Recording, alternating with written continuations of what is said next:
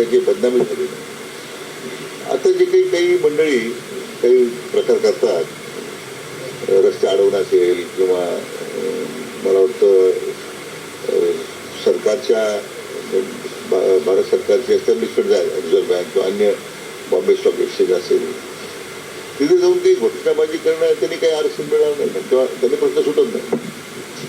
आज जरंगेपणी स्वतः आझाद मैदानावर बसलेले आहेत. मला वाटतं सगळ्या मराठी बांधवांनी आझाद मैदानावरच गेलं पाहिजे आणि त्या आंदोलनामध्ये आपला सहभाग नोंदवला पाहिजे. आपण मुंबईला आलो कशा करता, त्यामुळे मुंबईकरांचे हाल नको, आपल्याला आपली बदनामी नको.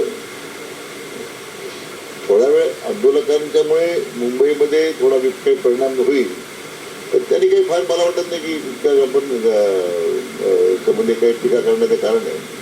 शेवटी आपल्या भावना व्यक्त करताना तो मराठा बांधव आझाद मैदानावर जर एकत्र येत असतील त्याला गैर काय वाजवी काही नाही. पण त्या व्यतिरिक्त अन्य ठिकाणी जाऊन मग आपण दैनंदिन जे जीवन विस्कळीत करण्याचा प्रयत्न करत असाल त्या समाजाची बदनामी होतं, याचं भान ठेवलं पाहिजे.